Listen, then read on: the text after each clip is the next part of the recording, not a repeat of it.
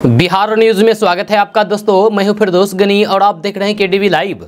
दोस्तों आज हो चुका है 18 जून 2023। तो आज की पूरे बिहार की टॉप न्यूज लेकर आए हैं आपके लिए।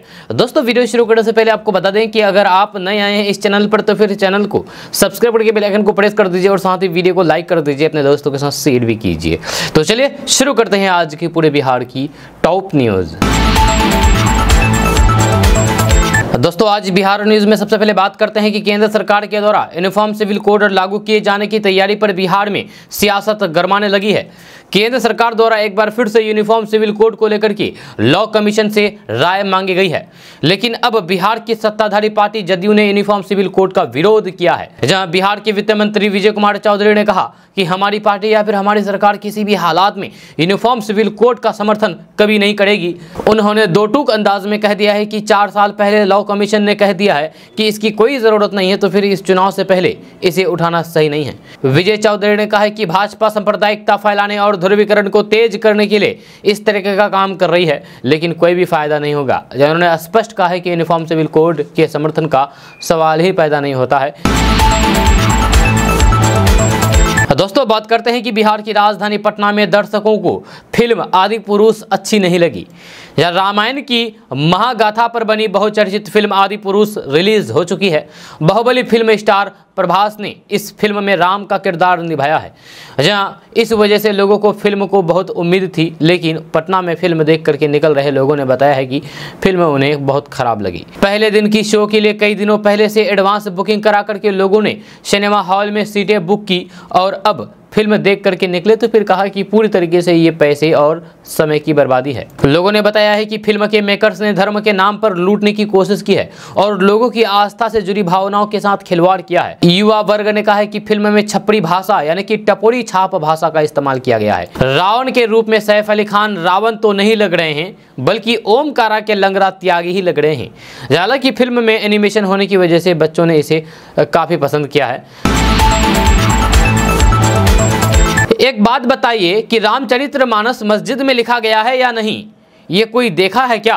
कोई नहीं देखा है। लेकिन एक व्यक्ति तुलसीदास दुबे जी ये बोलते हैं कि मांग के खैबो मस्जिद में सोएबे, तो फिर कुछ ना कुछ तो सच्चाई जरूर होगी। रामचरितमानस में कुछ आपत्तिजनक बातें हैं, इसको हटा देना चाहिए।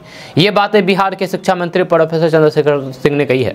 जी हाँ, ये बातें हम नहीं बल्कि बिहार के शिक्षा मंत्री प्रोफेसर चंद्रशेखर ने कही है। दरअसल बिहार सरकार के शिक्षा मंत्री प्रोफेसर चंद्रशेखर से ये कहा गया है कि आपके ही पार्टी के विधायक ये कहते हैं कि रामचरितमानस मस्जिद में लिखा गया है। अब इसी पर प्रतिक्रिया देते हुए प्रोफेसर चंद्रशेखर ने कहा है कि रामचरितमानस मस्जिद में लिखा गया या नहीं लिखा गया या कोई थोड़ी ना देख कर आया है। वहीं शिक्षा मंत्री प्रोफेसर चंद्रशेखर सिंह ने एक बार फिर से कहा है कि रामचरितमानस में जहां आपत्ति है वहां स्पष्ट है। जहां उस मानस में आपत्तिजनक बातें किसने जोड़ा मैं नहीं जानता हूं। मोहन भागवत जी भी कहते हैं कि स्वार्थी लोगों ने कुछ जोड़ दिया है उसमें, या उसकी समीक्षा होनी चाहिए। तो मोहन भागवत जी से सवाल करना चाहिए कि भाई आप तो हिंदुत्ववाद के सबसे बड़े संगठन के प्रवर्तक हैं और आप ये महसूस करते हैं कि जो इस तरीके के धर्म ग्रंथ हैं उसमें कुछ आपत्तिजनक अंश है, उसी आपत्तिजनक अंश को हटा करके नया रामचरितमानस हो और नया मानस आना चाहिए। दोस्तों बात करते हैं कि देश में कुछ इलाकों में चक्रवात ने तबाही मचाई हुई है, तो फिर कुछ इलाकों में मानसूनी बारिश जारी है, लेकिन कुछ इलाके ऐसे भी हैं जो भीषण गर्मी और हीट वेव से जूझ रहे हैं। जैसे इसमें बिहार भी शामिल है। बिहार के कई इलाकों में एक्सट्रीम हीट वेव को लेकर के अलर्ट जारी किया गया है। जब मौसम विभाग ने बिहार के बांका, जमुई, जहानाबाद, खगड़िया, लखीसराय, नालंदा, नवादा, पटना, समस्तीपुर और शेखपुरा में एक्सट्रीम हीट वेव का अलर्ट जारी किया गया है। इन इलाकों में मौसम विभाग ने भीषण लू चलने की संभावना जताई है। इसके साथ ही सरकार ने एडवाइजरी जारी की है कि सुबह 10 बजे से 3 बजे के बीच धूप से में निकलने से बचें। जब बिहार की राजधानी पटना की बात करें तो आज यहां अधिकतम तापमान 44 डिग्री सेल्सियस तक पहुंच सकता है। वहीं न्यूनतम तापमान 32 डिग्री सेल्सियस रह सकता है। मौसम विभाग ने हीट वेव और गर्मी को लेकर के अनुमान जताया है। जहां यानी कि दिन में हीट वेव, रात में गर्मी को लेकर के अनुमान जताया है। मौसम विभाग के मुताबिक 19 जून तक के लिए हीट वेव का अलर्ट जारी किया गया है। इसके बाद यहां धूल भरी आंधी और आसमान में बादल छाए रह सकते हैं। इसके बाद मौसम में कुछ नमी देखी जा सकती है। आपको बता दूं कि 10 जून को बिहार में आमतौर पर मानसून दस्तक देता है और 15 जून तक ये राज्य में यानी कि बिहार में पूरी तरीके से प्रवेश कर जाता है। लेकिन पिछले कुछ दिनों से मौसमी गतिविधियों के चलते मानसून में देरी दर्ज की जा रही है। दोस्तों बात करते हैं कि बिहार में दूसरा एम्स कहां बने, इसको लेकर के रार चल रहा है। जल संसाधन मंत्री संजय झा ने दरभंगा एम्स को लेकर के केंद्र सरकार के रवैये पर सवाल खड़ा किया है। वहीं जदयू सांसद दिनेश चंद्र यादव की ओर से 20 सांसदों का हस्ताक्षर युक्त ज्ञापन सहरसा में एम्स बनाने को लेकर के प्रधानमंत्री को दिया गया है। मंत्री संजय झा ने कहा है कि एम्स दरभंगा में ही बनेगा, ये मुख्यमंत्री का फैसला है। जल संसाधन मंत्री संजय झा ने दरभंगा एम्स को लेकर के केंद्र सरकार के रवैये पर सवाल खड़ा किया है। उन्होंने कहा है कि जो जमीन दरभंगा एम्स के लिए एक साथ दी गई है वह अच्छी जमीन है, जहाँ उसी के बगल में इंजीनियरिंग कॉलेज भी बना हुआ है, एयरपोर्ट से भी नजदीक है। जल जमाव की बात को लेकर के जमीन को अस्वीकार करना सही नहीं है। मंत्री संजय झा ने कहा है कि स्वास्थ्य विभाग की जो टीम उस समय आई थी, जमीन देख करके संतुष्टि जाहिर की थी, बाद में क्या हुआ। वहीं जल संसाधन मंत्री संजय झा ने कहा है कि केंद्रीय स्वास्थ्य विभाग की टीम ने जो रिपोर्ट दी है उसमें वाटर लॉगिंग की बात कही गई है। बगल में इंजीनियरिंग कॉलेज बना हुआ है। सिंगापुर जैसा देश का 1/3 भाग समुद्र को भर करके बनाया गया है। दुनिया टेक्नोलॉजी में कहां से कहां चली गई है। केंद्र सरकार ने क्यों कैंसिल किया है, ये तो वही लोग बताएंगे। दोस्तों all India Muslim personal law board ने समान नागरिक संहिता यानी कि यूनिफॉर्म सिविल कोड पर विधि आयोग के सुझाव मांगे जाने को लेकर के अपनी तीखी प्रतिक्रिया दी है। जब बोर्ड ने यूसीसी यानी कि यूनिफॉर्म सिविल कोड को लेकर के कहा है कि भारत में इस तरीके का कानून बनाने बेवजह देश के संसाधनों को बर्बाद करना है और ये समाज में बेवजह अराजकता का माहौल बनाएगा। मुस्लिम पर्सनल लॉ बोर्ड के प्रवक्ता डॉक्टर SQR इलियास ने एक प्रेस विज्ञापन में कहा कि हमारे देश एक बहुत धार्मिक, बहुत सांस्कृतिक और बहुभाषाई समाज है और इसकी यही विविधता ही इसकी पहचान है, लिहाजा इस पहचान से छेड़छाड़ नहीं की जानी चाहिए। उन्होंने कहा कि इसके अलावा संविधान के अनुच्छेद 371A और 371G उत्तर पूर्वी देश के उन आदिवासियों को विशेष प्रावधानों की गारंटी देते हैं जो कि संसद को किसी भी कानून को लागू करने से रोकते हैं जो उनके पारिवारिक कानूनों की जगह लेता हो। उन्होंने दावा किया है कि अगर ऐसा कानून प्रकाश में आता है तो फिर वह देश के अधिकारों के साथ छेड़छाड़ करेगा। जय यूनिफॉर्म सिविल कोड का विरोध करते हुए डॉक्टर इलियास ने तर्क दिया है कि मुस्लिम पर्सनल लॉ बोर्ड में बने कानून उनकी पवित्र किताब कुरान से लिए गए हैं और उसमें लिखी गई बातों को काटने और फिर बदलने की इजाज़त खुद मुसलमान को भी नहीं देते हैं, तो फिर सरकार कैसे इस कानून के जरिए इतने कथित तौर पर दखलंदाजी कर सकती है। उन्होंने कहा कि वैसे ही देश में बाकी संप्रदायों की भी कुछ ऐसी ही चिंताएं होंगी। इलियास ने दबे स्वर में सरकार को कथित तौर पर चेतावनी देते हुए कहा है कि अगर सरकार पर्सनल लॉ के कानूनों में किसी तरीके की तब्दीली करने की कोशिश करती है तो फिर इसके परिणाम अच्छे नहीं होंगे और इस वजह से देश में दंगे भी भड़क सकते हैं। लिहाजा किसी भी समझदार सरकार को ऐसा करने से बचना चाहिए। दोस्तों बात करते हैं कि बिहार में सरकारी स्कूलों से एक साल में 29 लाख बच्चे गायब हो गए हैं। 2 करोड़ 70 लाख से भी अधिक बच्चों का आंकड़ा घटकर के 2 करोड़ 41 लाख पर आ गया है। जब वहीं जिले में ऐसे 2 लाख बच्चों को शिक्षा विभाग ढूंढ रहा है। सरकारी स्कूलों में 2 करोड़ 70 लाख बच्चों का आंकड़ा घटकर की 2 करोड़ 41 लाख पर पहुंच गया है। मुजफ्फरपुर में एक साल में 12 से 10 लाख पर बच्चों का आंकड़ा आ गया है। बिहार में 4 लाख से भी अधिक बच्चे ऐसे मिले हैं जिनकी जन्मतिथि से लेकर के अभिभावक तक एक ही हैं। दोस्तों बात करते हैं कि बिहार के दरभंगा में एम्स का मामला लगातार गर्माता जा रहा है। केंद्र सरकार ने राज्य सरकार के द्वारा शोभन में उपलब्ध कराई गई जमीन को रिजेक्ट कर दिया गया है। इस पर जदयू ने बीजेपी को आड़े हाथों लिया है। जदयू प्रदेश कार्यालय में पार्टी के राष्ट्रीय प्रवक्ता राजीव रंजन ने दरभंगा एम्स निर्माण को लेकर के केंद्र की बीजेपी सरकार पर अरंगा लगाने के गंभीर आरोप लगाए हैं। जहां उन्होंने कहा कि दरअसल केंद्र के दरभंगा में एम्स के निर्माण की कोई मंशा नहीं है और वे जानबूझ करके मामले को लटकाना चाहती है। जदयू की राष्ट्रीय प्रवक्ता राजीव रंजन ने कहा कि दरभंगा एम्स के निर्माण के लिए राज्य सरकार को जमीन की तलाश और उसका विकास करके केंद्र को सौंपनी थी और जब राज्य सरकार ने जमीन का चयन कर लिया है और फिर उसके विकास के लिए 309 करोड़ का टेंडर जारी कर दिया है, तब केंद्र सरकार ने उस जमीन को निर्माण कार्य के लिए उपयुक्त नहीं पाया है और एम्स के निर्माण की योजना को रद्द कर दी है। उन्होंने कहा है कि एम्स के निर्माण के लिए कहीं भी ग्रीन फील्ड एरिया की जरूरत होती है और राज्य सरकार ने शोभन एकमी बाईपास के पास जो जमीन एम्स के निर्माण के लिए मुहैया कराई गई है वह सभी पात्रता को पूरी करता है। दोस्तों नल जल योजना में किस तरीके से भ्रष्टाचार होता है ये किसी से छुपा हुआ नहीं है। नल जल योजना एक ऐसी योजना है जो बिहार के इतिहास में भ्रष्टाचारियों की लिस्ट में सुनहरे अक्षरों से लिखा जाएगा। एक ऐसा ही नल जल योजना का खेल बिहार के मोतिहारी जिला से सामने आया है। यहाँ पर बोरिंग तो 8 माह पहले ही गाड़ दिया गया है, लेकिन अब तक तक कोई भी काम आगे नहीं किया गया है। पूरा मामला बिहार के मोतिहारी जिला के मेहसी प्रखंड के घर करुआ पंचायत के कोईरीगा गांव के वार्ड नंबर 5 का है। यहां के ग्रामीणों का आरोप है कि नल जल योजना के नाम पर ठेकेदार द्वारा पहले 5.5 लाख, उसके बाद 3 लाख रुपए, यानी कि कुल मिलाकर के 2 किस्तों में 8.5 लाख रुपए निकासी कर लिया गया है, लेकिन काम के नाम पर मात्र खाना पूर्ति की गई है। 8 माह पहले बोरिंग करने के बाद अब तक आगे की काम ठप पड़ा हुआ है। यहाँ के लोगों का आरोप है कि ओम एंटरप्राइजेस की ओम चंद्र सिंह द्वारा पैसे की निकासी तो कर लिया गया है, लेकिन काम के नाम पर लोगों को ठगने का काम किया गया है। यहाँ के लोगों ने बताया है कि नल जल योजना में जमकर के भ्रष्टाचार की गई है। इसको लेकर के मोतिहारी डीएम को आवेदन भी दिया गया है। लोग लगातार नल जल योजना के काम धरातल पर शुरू करने के लिए इधर उधर भागने पर मजबूर हैं, लेकिन इनका सुनने वाला कोई नहीं है। केडीबी लाइव स्थानीय अधिकारी पदाधिकारी से ये रिक्वेस्ट करती है कि इस गाँव में, इस वार्ड में नल जल योजना का काम जल्द से जल्द शुरू कराएं, क्योंकि यहाँ के लोग बहुत ज़्यादा परेशान हैं। आज से नहीं, जमाने से यहाँ के लोग बहुत ज़्यादा नल जल योजना के लिए परेशान हैं। जैसे कि आपको पता है कि नल जल योजना नीतीश कुमार की ड्रीम प्रोजेक्ट है। यह नीतीश कुमार बार बार ये कहते हैं, हर एक क्षेत्र में जाकर के कहते हैं, हर एक सभा में, हर एक बैठक में कहते हैं, हर एक प्रेस कॉन्फ्रेंस में कहते हैं कि हमने नल जल योजना के तहत घर घर पानी पहुँचा दिया है, लेकिन हकीकत में ऐसा बिल्कुल नहीं हुआ है। अब आप इस गांव को ही देख लीजिए, जहाँ गांव में 8 माह पहले बोरिंग गाड़ दिया गया है, लेकिन अब तक कोई भी काम नहीं किया गया है, जबकि 8.5 लाख रुपए इसकी निकासी भी कर ली गई है। यहाँ के स्थानीय पदाधिकारी और फिर अधिकारी से मेरा रिक्वेस्ट है कि इस काम को जल्द से जल्द यहाँ पर शुरू किया जाए और यहाँ के लोगों को इस मुसीबत से छुटकारा दिलाया जाए, ये मेरा रिक्वेस्ट है। दोस्तों, बात करते हैं कि लोकसभा चुनाव 2024 को लेकर के विपक्षी एकजुटता होने का प्रयास कर रहा है। जहां 23 जून को पटना में विपक्षी एकजुटता को लेकर के बड़ी बैठक होने वाली है। जब वही दूसरी तरफ भारतीय जनता पार्टी ने भी आगामी लोकसभा चुनाव को लेकर के तैयारियां शुरू कर दी है। जब बीजेपी एक बार फिर से पीएम मोदी के चेहरे से सत्ता में आने की उम्मीद कर रही है। इसी बीच ब्रिटिश अखबार द इकोनॉमिक्स टाइम ने प्रधानमंत्री नरेंद्र मोदी और फिर अगले साल होने वाले लोकसभा चुनाव को लेकर के बड़ा दावा किया है। द इकोनॉमिक्स ने कहा कि पीएम मोदी दुनिया के सबसे प्रसिद्ध नेता हैं और वे एक बार फिर से प्रधानमंत्री बन सकते हैं। 58 वर्षीय गणेश कनौजिया नाम के एक व्यक्ति का उदाहरण देते हुए ब्रिटिश अखबार ने कहा कि वे अनुसूचित जाति से आते हैं, ऑटो रिक्शा चलाते हैं। द इकोनॉमिक्स ने रिपोर्ट में दावा किया है कि कनौजिया कांग्रेस को वोट करते हैं, लेकिन इस बार के लोकसभा चुनाव में वे बीजेपी को प्रधानमंत्री नरेंद्र मोदी की वजह से वोट करेंगे।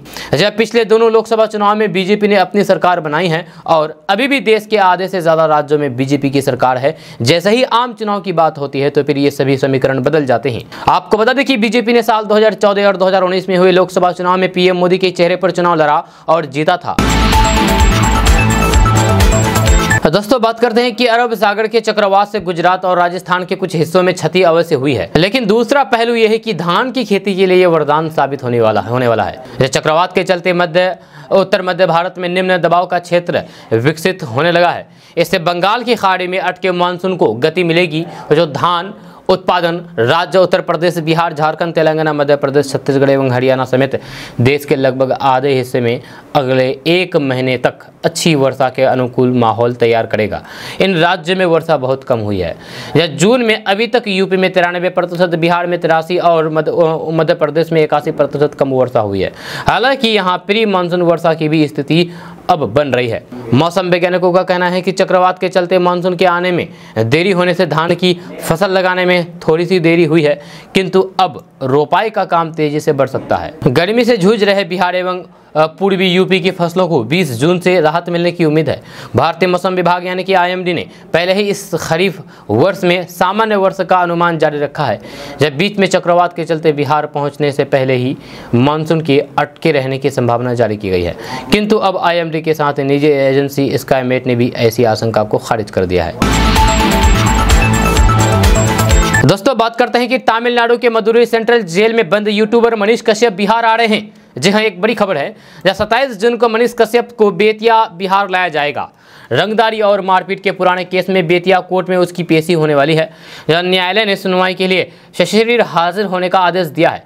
यूट्यूबर मनीष कश्यप पर तमिलनाडु में बिहारियों के साथ कथित हिंसा को लेकर के फेक वीडियो बनाने और प्रसारित करने का आरोप है। इसे लेकर के उसके खिलाफ एनएसए भी लगाया गया है। जब बिहार आर्थिक अपराध इकाई में कई केस हैं। यह बिहार के चर्चित यूट्यूबर मनीष कश्यप की मुश्किल कम होने का नाम नहीं ले रही है। तमिलनाडु प्रकरण के बाहर भाजपा विधायक के साथ मारपीट करने और फिर रंगदारी मांगने का केस खुल गया है। इस मामले में 12 जून को सुनवाई होनी थी, जहां मदुरई सेंट्रल जेल से और वीडियो कॉन्फ्रेंसिंग के माध्यम से उपस्थित होने की बात कही गई है, लेकिन कुछ कारणों से बेतिया कोर्ट ने 27 जून को उसे फिजिकली हाजिर करने का निर्देश दिया है। यानी कि 27 जून को मनीष कश्यप बिहार आने वाले हैं। दोस्तों, बात करते हैं कि केंद्र की मोदी सरकार ने राशन कार्ड धारकों और फिर आधार कार्ड धारकों के लिए बड़ी राहत दी है। इन्हें रखने वालों के लिए बड़ी खबर है कि सरकार की तरफ से राशन कार्ड धारकों के लिए बड़ा फैसला लिया गया है। जी हाँ, सरकार ने एक बार फिर से आधार को राशन कार्ड से लिंक करने की तारीख बढ़ा दी है। जब पहले इसको लिंक करने की आखिरी तारीख 30 जून 2023 थी, लेकिन अब इसको सरकार ने 3 महीने के लिए बढ़ा दिया है। यानी कि आपके पास में अब राशन को आधार से लिंक करने की आखिरी तारीख 30 सितंबर 2023 है। जहां खाद्य और सार्वजनिक वितरण मंत्रालय ने इस बारे में जानकारी देते हुए बताया है, जहां मंत्रालय की ओर से मिली जानकारी के मुताबिक अब राशन कार्ड को आधार से लिंक करने की आखिरी तारीख 30 सितंबर 2023 है। जहां सरकार ने 1 से ज़्यादा राशन कार्ड रखने वालों पर रोक लगाने के लिए इसको लिंक करने की सुविधा शुरू की है। आपको बता दें कि अब आपका राशन कार्ड आधार से लिंक होगा तो फिर इससे धोखाधड़ी पर भी रोक लगेगी। राशन कार्ड और आधार कार्ड को आपस में लिंक कराने के बाद इसे लेकर के होने वाली गड़बड़ी को रोका जा सकेगा। दोस्तों, बात करते हैं कि अगर आपने अभी तक अपना आधार कार्ड अपडेट नहीं कराया तो फिर आपको आधार मुफ्त में अपडेट करने के लिए UIDAI ने 3 महीने का और मौका दे दिया है। इसके बाद आपको आधार अपडेट करने के लिए पैसे खर्च करने पड़ेंगे। जी हाँ, UIDAI ने देश के सभी आधार कार्ड धारकों से कहा है कि आधार डिटेल समय रहते अपडेट करा लें, क्योंकि जिन लोगों ने अपना आधार 14 जून तक अपडेट नहीं करा पाया है उनको 14 सितंबर 2023 तक का मुफ्त में अपडेट करने का मौका दिया जा रहा है। माई आधार पोर्टल पर जाकर के अपनी डिटेल्स को अपडेट कर सकते हैं। अगर आप डेमोग्राफिक डिटेल्स जैसे पता अपडेट करना चाहते हैं तो फिर 50 रुपये चार्ज देना होगा। ऑनलाइन पोर्टल के जरिए आप नागरिक एड्रेस अपडेट करने के साथ ही डॉक्यूमेंट्स भी अपडेट कर सकते हैं। यह कार्य किसी निकटतम आधार सेवा केंद्र पर किया जा सकता है। इसके अलावा माई आधार पोर्टल पर जाकर के घर बैठे भी अपना आधार ऑनलाइन आप खुद से अपडेट कर सकते हैं। आपको कहीं भी जाने की जरूरत नहीं है। दोस्तों, बात करते हैं कि सुप्रीम कोर्ट ने एक बड़े फैसले में कहा कि ट्रेन में सामान चोरी होने पर मुआवजा नहीं मिलेगा। जी हाँ, सुप्रीम कोर्ट ने कहा है कि लगेज की सुरक्षा रेलवे सर्विस का हिस्सा नहीं है। सुप्रीम कोर्ट ने साफ कहा है कि ट्रेन में चोरी को रेलवे की सेवा में कमी नहीं किया जा सकता है। जी हाँ, देश की सबसे बड़ी अदालत के यानी कि सुप्रीम कोर्ट के एक अहम फैसले में कहा गया है कि ट्रेन यात्रा के दौरान किसी यात्री से चुराए गए पैसे यानी पैसे सामान को रेलवे की ओर से सेवा की कमी नहीं कहा जा सकता है। यानी कि अगर आप ट्रेन में सफ़र कर रहे हैं और सफ़र करने के दौरान आपके सामान या फिर पैसे चोरी हो जाते हैं तो फिर इसके जिम्मेदार अब रेलवे नहीं होंगे, जहाँ इसके जिम्मेदार आप खुद होंगे। यानी कि अब आपको अपने सामान का हिफाजत खुद से करना पड़ेगा। अदालत के इस फैसले के बाद जिला, राज्य और फिर राष्ट्रीय उपभोक्ता फोरम का आदेश निरस्त हो गया है। दोस्तों, बात करते हैं कि साल 2024 में होने वाले लोकसभा चुनाव को लेकर के सभी राजनीतिक पार्टियां मंथन में जुट गई है। जब वहीं भारतीय जनता पार्टी यानी कि भाजपा को 9 साल सत्ता में रहने के बाद चुनाव के मद्देनजर जोर तोड़ में लगी हुई है। इधर यूपी बिहार की सुप्रसिद्ध लोक गायिका नेहा सिंह राठौर ने हाथ में बेलन लेकर के भोजपुरी गाने के माध्यम से प्रधानमंत्री नरेंद्र मोदी पर निशाना साधा है, साथ ही विपक्षी एकता की मजबूती को बताया है। अब ये गाना सोशल मीडिया पर काफ़ी तेज़ी के साथ वायरल हो रहा है। नेहा ने अपने इस नए गाने में कई मुद्दों को लेकर के चर्चा की है। नेहा ने अपने नए गाने को गाते हुए कहा कि साहबुआ के देबो चुनी चुनी गाड़ी। ये नेहा सिंह राठौर का ये गाना का ये हिस्सा है। कुछ लोग नेहा सिंह राठौर को नहीं जानते होंगे, तो बता दें कि आखिर नेहा सिंह राठौर कौन है। तो बात करते हैं कि नेहा सिंह राठौर का जन्म बिहार के कैमूर जिले के एक मध्यम वर्गीय परिवार में साल 1997 में हुआ है। नेहा पब्लिक फिगर तब बन गई जब उनका एक लोकगीत इलाहाबाद यूनिवर्सिटी पर बना, जहां और खूब वायरल होने के साथ साथ खुद विवादों में रहा। और फिर उसके बाद फिर से एक गाना रोजगार देवा की करवा ड्रामा उनका रिलीज़ हुआ और यूट्यूब पर खूब वायरल हुआ। यह गाना बिहार और फिर यूपी के बेरोजगार युवाओं को लेकर के बनाया गया था। उसके बाद गाना बना यूपी में काबा और बिहार में काबा। इसको लेकर के और काफ़ी ज़्यादा प्रसिद्धि मिली और वायरल हो गई।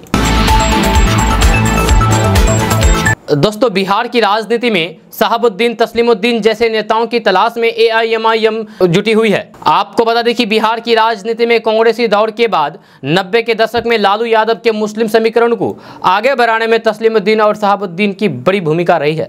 राज्य के पूर्वोत्तर यानी कि बिहार के पूर्वोत्तर और सीमांचल क्षेत्र में तस्लीमुद्दीन लालू प्रसाद यादव के झंडे को बुलंद करते रहे हैं, जहां इस भूमिका को दक्षिण पश्चिमी बिहार में इलियास हुसैन और फिर शहाबुद्दीन ने बखूबी निभाया है। जब तीनों नेताओं ने लालू प्रसाद यादव को हर मोर्चे पर कामयाबी की नई ऊंचाइयों तक पहुंचाया है, लेकिन इन नेताओं के बाद लगभग पूरा बिहार मुस्लिम राजनीति के दोहरे पर खड़ा है। अब एआईएमआईएम के प्रमुख असदुद्दीन ओवैसी की मुस्लिम बिरादरी के छत्रपों पर नजर है।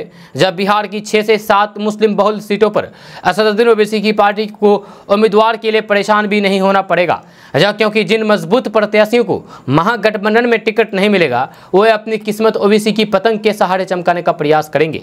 असदुद्दीन ओवैसी की सक्रियता बढ़ने के पीछे राजनीतिक जानकारों का कहना है कि महागठबंधन में कांग्रेस ने पद के हिसाब से शकील अहमद खान को बिहार में बड़े चेहरे के तौर पर उभरा करके बड़ा संदेश दिया है, जो ये सीधे तौर पर सीमांचल में ओवैसी के लिए चुनौती है। 2020 के विधानसभा चुनाव में सबको चौंकाते हुए 5 सीटें जीत करके एआईएमआईएम ने अपनी दमदार उपस्थिति दर्ज कराई थी। इतना ही नहीं, गोपालगंज में हुए उपचुनाव में आरजेडी को जीत से दूर रखा, यानी कि आरजेडी को एआईएमआईएम ने बड़ा धक्का देते हुए अपनी काफ़ी वोट अपनी ओर समेट लिया। यानी कि जो आरजेडी के जो वोटर थे, असदुद्दीन ओवैसी उस वोटर को अपने पाले में करने में अहम भूमिका निभाई थी। अगर शहाबुद्दीन होते तो फिर इनकी अपील राजद के काम आती और शायद परिणाम अलग भी हो सकते थे, लेकिन ये सारे वोट ओवैसी के पास चले गए। वर्तमान में ओवैसी की नज़र किशनगंज लोकसभा के अलावा 5 मुस्लिम बहुल सीटों पर टिकी हुई है, यानी कि लोकसभा चुनाव के लिए। इसमें अररिया, पूर्णिया, कटिहार, दरभंगा और सीवान सीट है। जबकि ओबीसी के 4 विधायकों के राजद में शामिल होने के बाद वर्तमान में इकलौते विधायक और पार्टी के प्रदेश अध्यक्ष अख्तरुल ईमान है। ऐसे में आने वाले दिनों में महागठबंधन में सीटों का बंटवारा तय होते ही कई मुस्लिम चेहरों को ओबीसी की पतंग के डोर नई ऊंचाइयां मिलने की उम्मीद है। दोस्तों, बात करते हैं कि बिहार विधानमंडल का मानसून सत्र इस बार जुलाई के अंतिम सप्ताह में नहीं बल्कि पहले पखवाड़े में ही चलने वाला है। इसको लेकर के विधानमंडल की दोनों सदनों के सचिवालय ने अपने अध्यक्ष और फिर सभापति से सहमति प्रदान कर ली है। जी हाँ, दरअसल बिहार विधानमंडल मानसून सत्र की शुरुआत 10 जुलाई से होने वाली है। ये बैठक 14 जुलाई तक चलेगी। इसमें 5 बैठक होगी। हालांकि इसको लेकर के अभी कैबिनेट की मोहर लगनी बाकी है। वही विपक्षी एकता की 23 जून की महत्वपूर्ण बैठक और फिर जीतन राम मांझी के सरकार से अलग होने के बाद विधानमंडल का ये पहला सत्र होगा। आपको बता दें कि मानसून सत्र को लेकर के शुरू से ही ये परंपरा चली आ रही है कि ये सत्र छोटा होता है।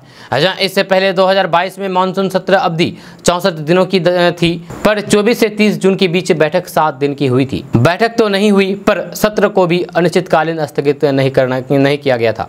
ये बैठक शुरू होने से पहले जदयू भाजपा की एनडीए सरकार थी, लेकिन 9 अगस्त को नई सरकार बनी तो फिर 24 अगस्त से 26 अगस्त तक उसी सत्र को बढ़ा दिया गया। इस कारण मानसून सत्रावधि 64 दिनों की हो गई।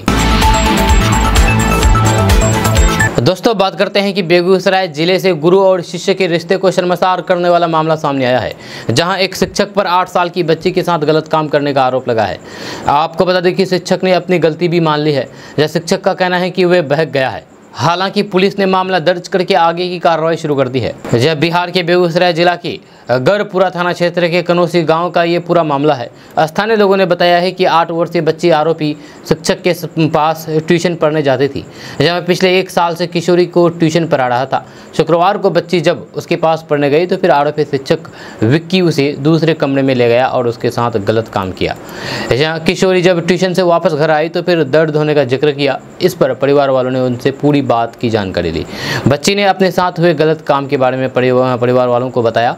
किशोरी के परिवार वाले जब आरोपी शिक्षक विक्की के घर पहुंचे और डांट फटकार की तो फिर उन्होंने कहा कि उसे गलती हो गई।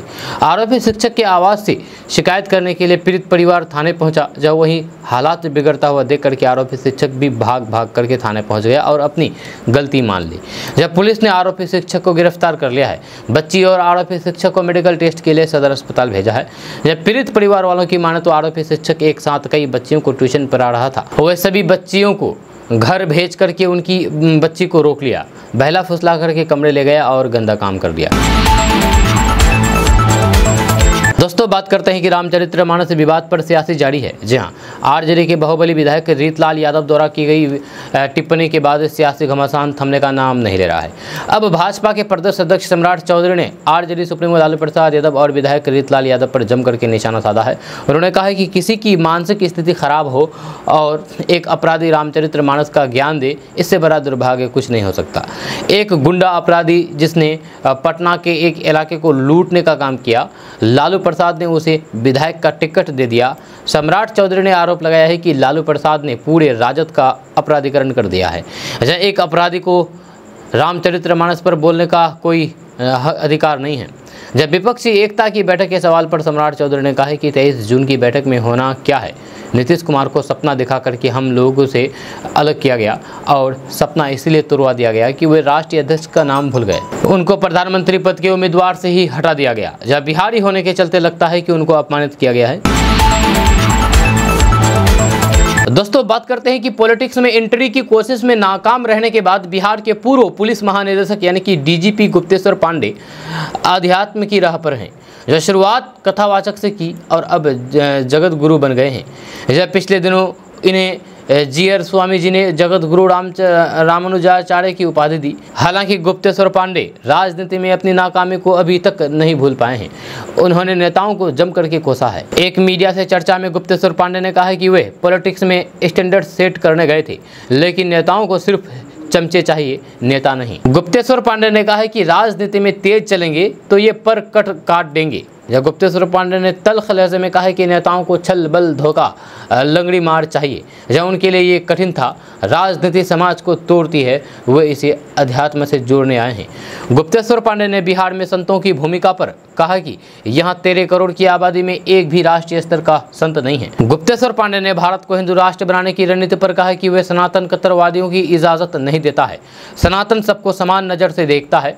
गुप्तेश्वर पांडे ने दोबारा राजनीति में लौटने की संभावनाओं को खारिज कर दिया है। उन्होंने कहा कि जगत गुरु चुनाव नहीं लड़ते। गुप्तेश्वर पांडे का कहना है कि अब स्वामी जी के आदेश का पालन करते हुए सनातन धर्म का प्रचार प्रसार करेंगे। गुप्तेश्वर पांडे को अब गुप्तेश्वर महाराज के नाम से भी जाना जाएगा। दोस्तों बात करते हैं कि बिहार और झारखंड को जोड़ने वाली पटना रांची वंदे भारत एक्सप्रेस ट्रेन को चलाने में कई बाधाएं सामने आई है। जब 12 जून को हुए पहले ट्रायल रन में रेलवे अधिकारियों को इस सेमी हाई स्पीड ट्रेन के रूट में कई खामियां मिली है। इसके चलते वंदे भारत का फिर से ट्रायल कराने का फैसला किया गया है। इस ट्रेन के उद्घाटन के लिए पटना और रांची दोनों जगह पर तेजी से तैयारियां चल रही है। यह 1-2 दिनों में इसका दूसरा ट्रायल रन पूरा किया जाएगा।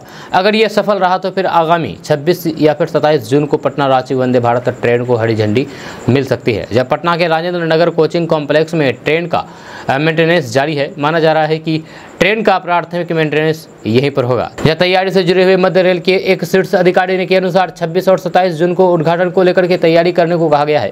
जब पिछले ट्रायल रन में ट्रैक पर जो बाधाएं आई थी, अधिकारियों को उन्हें पूरी तरीके से दूर करने के निर्देश दिए गए हैं। दोस्तों बात करते हैं कि बिहार की सियासत में पूर्व सीएम जीतन राम मांझी अभी पूरी तरीके से छाए हुए हैं। जब बीते रविवार को जीतन राम मांझी के बेटे संतोष सुमन ने नीतीश कैबिनेट से इस्तीफा दे दिया था। इसके बाद जीतन राम मांझी ने महागठबंधन छोड़ने का ऐलान किया। मुख्यमंत्री नीतीश कुमार का साथ छोड़ने के बाद उनका अगला कदम क्या होगा, इस पर वे 19 जून को फैसला लेंगे। इस दिन उन्होंने हिंदुस्तानी अवाम मोर्चा की राष्ट्रीय कार्यकारिणी की बैठक बुलाई है। जीतन राम मांझी एनडीए में जाने के अलावा थर्ड फ्रंट बनाने पर भी विचार कर रहे हैं। इस बैठक में वे अहम फैसला ले सकते हैं। हिंदुस्तानी अवाम मोर्चा के राष्ट्रीय अध्यक्ष संतोष सुमन ने शुक्रवार को कहा कि पार्टी की राष्ट्रीय कार्यकारिणी की बैठक 19 जून को हो रही है। इसमें महागठबंधन सरकार से समर्थन वापसी का निर्णय लिया जाएगा। इसके बाद महामहिम से मिलकर के सरकार से समर्थन वापसी का पत्र सौंपेंगे। जब बिहार के सियासी गलियारों में जीतन राम मांझी के एनडीए में जाने की अटकलें सबसे तेज है। पिछले दिनों उन्होंने दिल्ली में केंद्रीय गृह मंत्री अमित शाह से भी मुलाकात की थी। दोस्तों बात करते हैं कि रत्ने सदा मंत्री पद की शपथ ली है। दरअसल रत्ने सदा पहली बार नीतीश कैबिनेट में शामिल हुए हैं। जब इन्होंने पद और गोपनीयता की शपथ लेने के बाद सबसे पहले नीतीश कुमार का पैर छूकर के आशीर्वाद लिया। इसके बाद उप मुख्यमंत्री तेजस्वी यादव, जदयू के राष्ट्रीय अध्यक्ष ललन सिंह और फिर संसदीय कार्य मंत्री विजय कुमार चौधरी से भी पांव छूकर के आशीर्वाद दिया। जानकारी के लिए आपको बता दें कि बिहार में एक बार फिर से सियासी फेरबदल हुआ है और जीतन राम मांझी की पार्टी हिंदुस्तानी अवाम मोर्चा ने महागठबंधन से किनारा कर लिया। जीतन राम मांझी के बेटे संतोष सुमन ने मंत्री पद से इस्तीफा दे दिया, जिसके बाद अब जदयू विधायक रत्नेश सदा को मंत्री बनाया गया है। ऐसा माना जा रहा है कि संतोष सुमन जब तक वे जिम्मेदारी संभाल रहे थे वही जिम्मेदारी वही विभाग इनको दी जाएगी। दोस्तों बात करते हैं कि मिथिला के मखाना को मिथिला के नाम से जीआई टैग मिला है। जी हाँ, अब लोग बेहतर जॉब को छोड़ करके इस कारोबार से जुड़ रहे हैं। जब मिथिला के मखाने की पहचान देश दुनिया में इस नाम से है और मखाने के कारण देश दुनिया में मिथिला को एक अलग पहचान भी मिल रही है। जब मखाने के व्यापार कपिल देव निषाद ने बताया है कि वे और उनके पूर्वज मखाने के ही कारोबार से जुड़े हैं और इसकी कमाई से ही परिवार का भरण पोषण होता है। मखाने को मिथिला मखाना के नाम से जीआई टैग मिलने से वे बेहद खुश हैं। देश दुनिया के लोग मखाने के लिए मिथिला का रुख करेंगे तो फिर मखाने की मांग बढ़ेगी और मांग बढ़ेगी तो फिर इसका काम भी बढ़ेगा और जब काम बढ़ेगा तो फिर आमदनी भी ज़्यादा होगी और लोगों का रोजगार भी बढ़ेगा और मजदूरों का पलायन भी रुकेगा। मुंबई में अच्छी खासी अपना नौकरी छोड़ करके दरभंगा में मखाना कारोबार में अपनी किस्मत आजमाने पहुंचे भुवन श्रावगी ने तो मखाना का एक बड़ा कारखाना ही लगा दिया है, जहां आधुनिक मशीन के अलावा पारंपरिक तरीके से मखाना निकाला जाता है। जहां अब यहां के सैकड़ों महिला और फिर पुरुषों को इस कारखानों से रोजगार मिल रहे हैं। जहां भुवन श्रावगी के मखाने फैक्ट्री से न सिर्फ देश भर में मखाना भेज रहा है बल्कि नेपाल जैसे पड़ोसी देशों में भी मखाना सप्लाई किया जाता है। जहां भुवन श्रावगी ने बताया है कि उन्हें भी उम्मीद है कि मखाना अनुसंधान केंद्र को राष्ट्रीय स्तर का दर्जा मिलने और फिर मिथिला मखाना के नाम से जीआई टैग मिलने के बाद मखाना कारोबार से जुड़े लोगों को पंख लग जाएगा और ये व्यापार कई गुना ज़्यादा बढ़ेगा, जिससे इसका फ़ायदा सीधे मिथिला के लोगों को मिलेगा। भविष्य में वे भी दुनिया के कई देशों में मखाना भेजने की तैयारी में लगे हैं।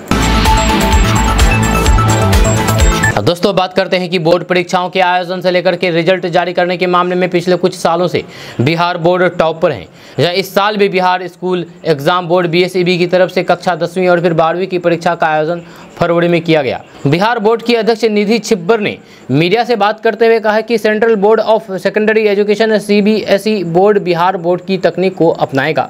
उन्होंने कहा कि देश में इस समय बिहार बोर्ड की व्यवस्था सबसे बेहतर है। निधि छिब्बर ने कहा कि बिहार बोर्ड परीक्षा आयोजन करने के महीने भर में रिजल्ट जारी कर देता है। BSEB के इस पैटर्न को फॉलो करने से फायदा होगा। नया सेशन समय पर शुरू होगा। CBSE बोर्ड का रिजल्ट इस साल मई महीने में जारी हुआ है। यह कक्षा 10वीं और फिर 12वीं का रिजल्ट एक ही दिन जारी किया गया था।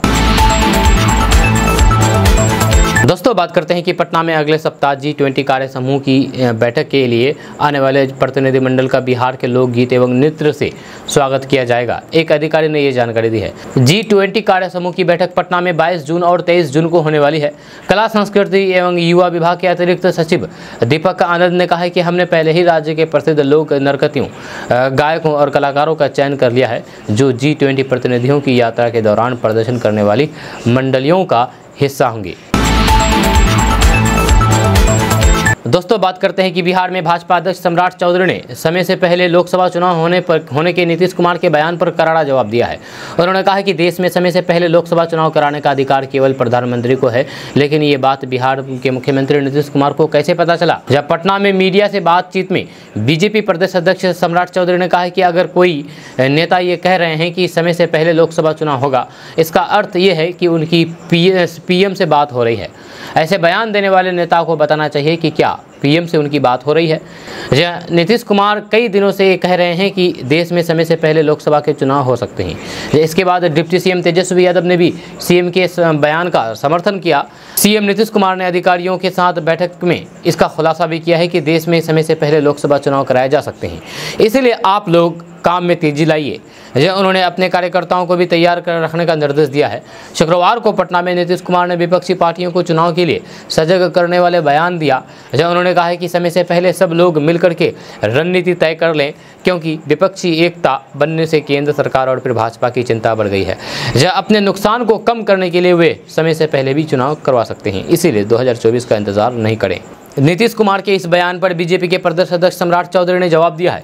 सम्राट चौधरी ने कहा है कि नीतीश कुमार समय से पहले चुनाव की बात करते हैं तो फिर उन्हें पता होना चाहिए कि प्रधानमंत्री को इस बात का पूरा अधिकार है कि वे कब चुनाव कराएं, लेकिन किसी ने अभी तक ये बात नहीं कही है। तो फिर नीतीश कुमार को इसकी जानकारी कैसे हो गई? इसका मतलब है कि नीतीश कुमार की PM मोदी से बात होती है तो फिर उन्हें ये भी साफ करना चाहिए कि PM से उनकी और क्या क्या बातें हो रही हैं। दोस्तों दोस्तों बात करते हैं कि यात्रियों की बढ़ती संख्या और परेशानी को देखते हुए भारतीय रेलवे ने स्पेशल ट्रेन चलाने का फैसला किया है। जब भारतीय रेलवे ने आनंद विहार टर्मिनल से छपरा के लिए स्पेशल ट्रेन चलाने का ऐलान किया है। अगर आप भी बिहार या फिर यूपी के कुछ जगहों पर जाना चाहते हैं और फिर कंफर्म टिकट की तलाश कर रहे हैं तो फिर इस समय स्पेशल ट्रेन में बुकिंग करा सकते हैं। अच्छा, इंडियन रेलवे ने जानकारी दी है कि आनंद विहार टर्मिनल छपरा कचहरी के बीच समर स्पेशल ट्रेन चलाई जाएगी। इन ट्रेनों में रिजर्व और फिर अनरिजर्व कोच है, यह दोनों के लिए बुकिंग करा सकते हैं। दोस्तों बात करते हैं कि बिहार में मुख्यमंत्री अत्यंत पिछड़ा वर्ग सिविल सेवा प्रोत्साहन योजना के तहत छात्रों को 1 लाख रुपए दिए जाएंगे। ताज़ा रिपोर्ट्स के मुताबिक नई दिल्ली द्वारा आयोजित सिविल सेवा परीक्षा 2023 में पास होने वाले अत्यंत पिछड़ा वर्ग के विद्यार्थियों को इसका लाभ दिया जाएगा। अगर आपने सिविल सेवा प्रारंभिक परीक्षा 2023 में पास किया है तो फिर आप मुख्यमंत्री अत्यंत पिछड़ा वर्ग सिविल सेवा प्रोत्साहन योजना के लिए ऑनलाइन आवेदन कर सकते हैं।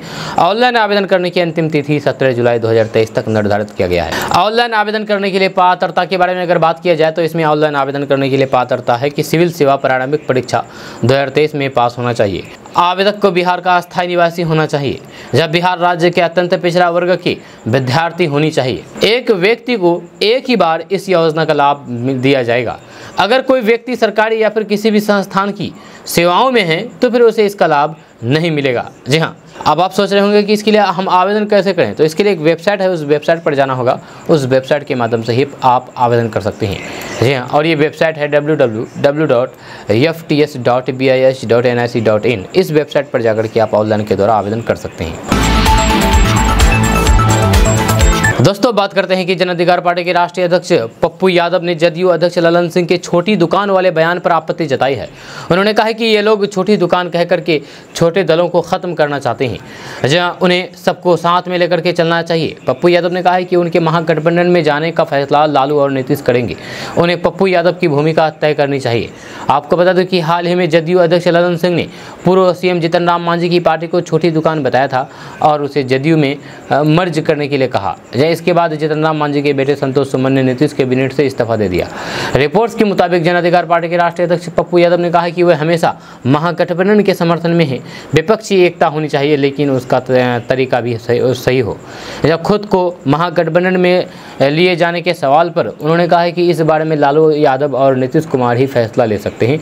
लालू नीतीश को उनकी भूमिका तय करनी चाहिए। पप्पू यादव ने कहा है कि जो लोग छोटे दलों को छोटी दुकान बता रहे हैं वे उन्हें खत्म करना चाहते हैं। पप्पू यादव भले ही 2024 में 1 सीट पर लड़े या फिर 2 पर, कभी भी दूसरी पार्टी के साथ जाप का विलय नहीं होगा। उन्होंने जदयू पर हमला बोलते हुए कहा कि ये लोग समय समय पर एनडीए के साथ रहे हैं, मगर पप्पू यादव ने 5 साल विपक्ष की भूमिका निभाई है। इसीलिए 2024 चुनाव को लेकर के महागठबंधन में उनकी भूमिका तय होनी चाहिए। दोस्तों बात करते हैं कि आमतौर पर लोगों की सोच होती है कि अगर कोई वस्तु महंगी है तो फिर वह अच्छी होगी और अगर कोई वस्तु सस्ती है तो फिर वह ख़राब। लेकिन ऐसा नहीं है।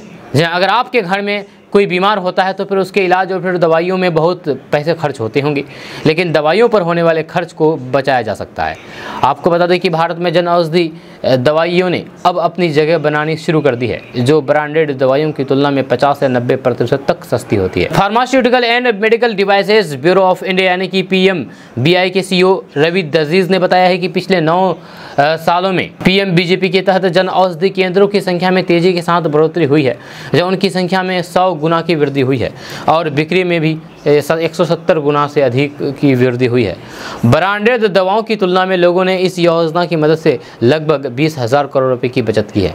31 मई तक देश में कुल 9,484 जन औषधि केंद्र काम कर रहे हैं। साल के अंत तक ऐसे लगभग 10,000 केंद्रों के चालू होने की उम्मीद है।